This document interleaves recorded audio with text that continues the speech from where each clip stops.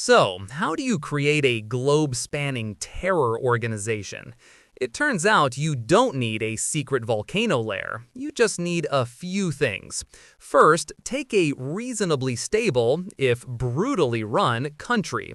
Then invade it based on intelligence that was, let's say, creatively interpreted. After that, completely dismantle its entire government and military apparatus, leaving hundreds of thousands of angry, unemployed men with guns. This is not hindsight. This was the plan. The 2003 invasion of Iraq wasn't just a war, it was an open house invitation for every flavor of chaos imaginable. And one of the first to RSVP was a man who, until that point, was mostly known for being a street thug with a talent for violence. His name was Abu Musab al-Zarqawi. Al-Zarqawi wasn't a brilliant strategist or a charismatic leader. He was a Jordanian with a criminal record who found religion and realized he was exceptionally good at killing people.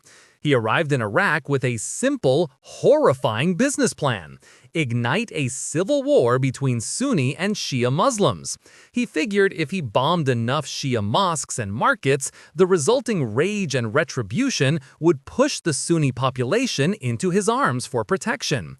He got a huge, unintentional PR boost from U.S. Secretary of State Colin Powell, who named him in a 2003 UN speech, turning him from a nobody into an international bogeyman overnight. Al-Qaeda's central leadership, the Old Guard, thought he was too brutal, too reckless. They were playing chess. Zarqawi was setting the board on fire. The United States, in its infinite wisdom, decided the best way to deal with the insurgency was to round up tens of thousands of suspected militants and put them all in one place. Welcome to Camp Bucca, a sprawling detention facility in southern Iraq that guards affectionately nicknamed the University of Jihad. It was perfect. Instead of being scattered, Zarqawi's followers could now network, plan, and recruit in a safe environment, complete with free food and healthcare. Future ISIS leader Abu Bakr al-Baghdadi spent time there, learning from former Ba'athist military officers who knew how to organize and fight. It was the most productive networking event in the history of terrorism, all sponsored by the American taxpayer. You couldn't write a more ironic plot twist if you tried.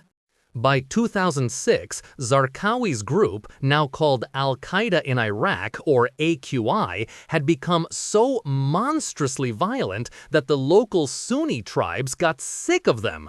These were the very people AQI claimed to be protecting. In a stunning turn of events called the Anbar Awakening, Sunni sheikhs decided they'd rather partner with the American invaders than the crazed fanatics. The U.S. military, seizing a rare moment of clarity, started paying them. It worked shockingly well. Violence plummeted. Zarqawi was killed in an airstrike. It looked like the nightmare might be over. But this solution depended on one thing: trust. And the new Shia-dominated government in Baghdad, led by Nouri al-Maliki, had absolutely no interest in empowering its old Sunni rivals. The checks stopped. The trust vanished. With the Americans leaving and the Iraqi government actively alienating the Sunni population, AQI was just waiting for an opportunity. It came in 2011, right next door. The Syrian Civil War created the largest power vacuum in the modern Middle East. A new leader, the quiet former academic from Camp Bucca, Abu Bakr al-Baghdadi, saw his chance. He sent his forces into Syria, took over territory, and started making a fortune from oil and extortion. He then did something truly audacious. He declared a split from Al-Qaeda, rebranding his group as the Islamic State of Iraq and Syria, ISIS. Al-Qaeda's new leader told him to stick to Iraq. Baghdadi basically told him to get lost. The apprentice was done with the master. In June 2014, the world watched in disbelief as ISIS did the impossible. A force of maybe 1,500 militants captured Mosul, Iraq's second-largest city. They were facing 30,000 Iraqi soldiers armed with American weapons who just dissolved. They dropped their guns and ran. It wasn't a battle. It was a psychological collapse fueled by years of government corruption and incompetence. ISIS captured vast arsenals of American-made equipment, from Humvees to helicopters. Then al-Baghdadi appeared at Mosul's Great Mosque and declared the restoration of the Caliphate, a state for all Muslims.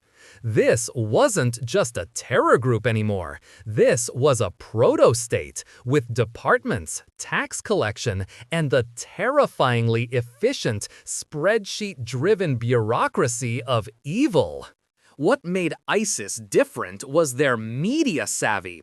Previous terror groups released grainy videos from caves. ISIS produced high-definition, slickly edited propaganda that looked like a Hollywood action movie or a video game trailer. They had a glossy online magazine called The Bic and a terrifyingly effective social media presence, using Twitter and Telegram to recruit disaffected youths from around the globe. They understood marketing. They sold a fantasy of power, purpose, and righteous violence to people who had none. They turned brutality into a brand, broadcasting their horrific executions to shock their enemies and rally their followers. It was barbarism for the digital age, and it worked. Of course, declaring yourself a global caliphate and antagonizing literally every major world power is not a sustainable business model. The backlash was slow, but it was overwhelming. A coalition of dozens of countries, backed by Kurdish and Iraqi forces on the ground, began the brutal city-by-city grind of taking it all back. The 9-month battle for Mosul alone left the city in ruins. The caliphate that once spanned a third of Iraq and Syria was systematically pulverized into dust. By 2019, they had lost all their territory. Al-Baghdadi died in a U.S. raid, a rather pathetic end in a dead-end tunnel. The monster born from chaos was, for a time, defeated. But the chaos that made it? That's still there, just waiting for the next bright idea. If you enjoyed this video, please like, comment, and subscribe to our channel for more historical insights. Thanks for watching, nerds!